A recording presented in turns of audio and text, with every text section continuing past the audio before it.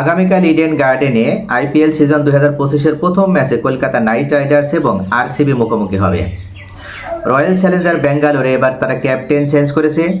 নতুন তুর্কি অর্থাৎ তরুণ তুর্কি রজত পাতিদারের হাতে তারা দায়িত্ব দিয়েছে এবং পাশাপাশি কলকাতা নাইট রাইডার্সও তারা এবার ক্যাপ্টেন চেঞ্জ করেছে। তারা তাদের দলের দায়িত্ব প্রদান করেছে আজিঙ্কা রাহানের হাতে। আগামীকাল দুজনের নতুন ক্যাপ্টেন নতুন সিজনে মুখোমুখি হতে যাচ্ছে। গত আইপিএল 2024 সিজনের চ্যাম্পিয়ন কেকেআর আগামীকাল প্রথম যে ম্যাচটা আরসিবির বিরুদ্ধে খেলবে, আসলে এই ম্যাচে তারা কি জয়লাভ করতে পারবে, নাকি আরসিবি তারা কেকেআরের মাঠে এসে তাদেরকে কষ্ট দিয়ে ম্যাচটা জিতে যাবে? এটা কিন্তু অত্যন্ত আলোচনা এবং সমালোচনার বিষয় যে আসলে আগামীকাল কি হতে যাচ্ছে, আরসিবি জিতবে নাকি কেকেআর জিতবে। আমরা যদি আরসিবি দলটার দিকে দেখি তাহলে এবার আরসিবি যে একটা দল গঠন করেছে এটা অত্যন্ত ব্যালেন্স একটা টিম গঠন করেছে তারা।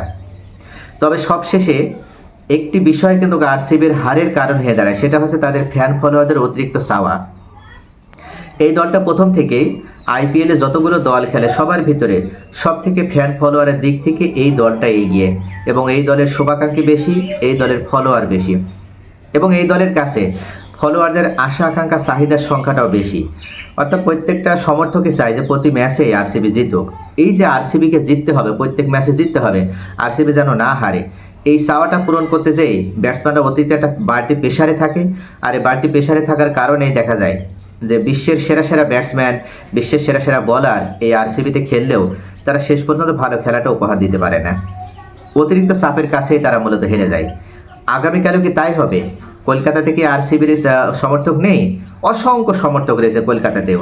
আগামীকাল ইডেন গার্ডেনে দেখা যাবে যে ইডেন গার্ডেনে 50-50 ভাগ হয়ে যাবে, অর্থাৎ অর্ধেক আরসিবির সমর্থক এবং অর্ধেক থাকবে কেকেআরের সমর্থক।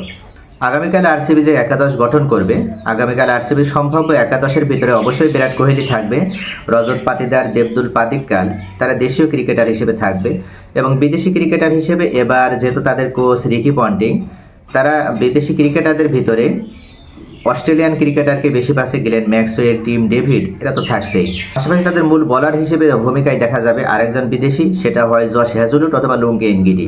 এই দুজনের ভিতরে যে কোনো একজনকে তারা মূল বলার হিসেবে দলে খেলাবে।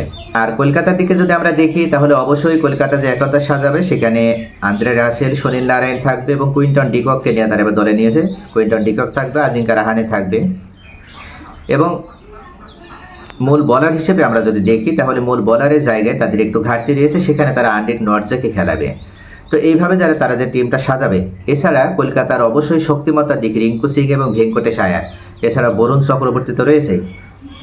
এই খেলোয়াড়দের নিয়ে তারা একাদশ সাজাবে। একাদশটাকে আমরা যদি তুলনা করি তাহলে অবশ্যই রয়্যাল চ্যালেঞ্জার ব্যাঙ্গালোরের থেকে এবার কেকেআরের যে একাদশ সেটা একটু হলেও কিন্তু ভারসাম্যপূর্ণ, এবং রয়্যাল চ্যালেঞ্জার থেকে তারা একটু এগিয়ে থাকবে। বিশেষ করে দেশীয় খেলোয়াড়দের ভিতরে রিঙ্কু সিং এবং ভেঙ্কটেশ আয়ার, বরুণ চক্রবর্তী, যেটা শুধুমাত্র আরসিবিতে আমরা বিরাট কোহলিকে দেখতে পাই, এছাড়া এদের তুলনায় আর কোনো ব্যাটসম্যান বা বলারকে কিন্তু আমরা আরসিবিতে পাবো না। সেই তুলনায় অবশ্যই কেকেআর এগিয়ে থাকবে। এবং আগামীকাল ম্যাচে প্রেডিকশন থেকে শুরু করে আমরা পরিসংখ্যানের দিক থেকেও যদি ঘাটাঘাটি করি তাহলে দেখতে পাই বিগত 5 বছরে আরসিবি একটি ম্যাচও কলকাতার সাথে জিততে পারেনি। তাহলে এই দিক বিবেচনায় আগামীকালও কেকেআরই হট ফেভারিট টিম হিসেবে মাঠে নামতে যাচ্ছে, এবং শেষ পর্যন্ত কেকেআরই জিতবে। কেননা নিজের মাঠে খেলা এবং এদিক থেকে তারা একটা বাড়তি ফ্যাসিলিটি পাবে, নিজের সাপোর্টার এবং সমর্থক থেকে শুরু করে সব কিছু নিজ ওয়েদারে খেলা হবে, এবং তাদের টিমটাও আরসিবির তুলনায় অনেক শক্তিশালী। এই দিক থেকে আগামীকাল কেকেআরই জিতবে।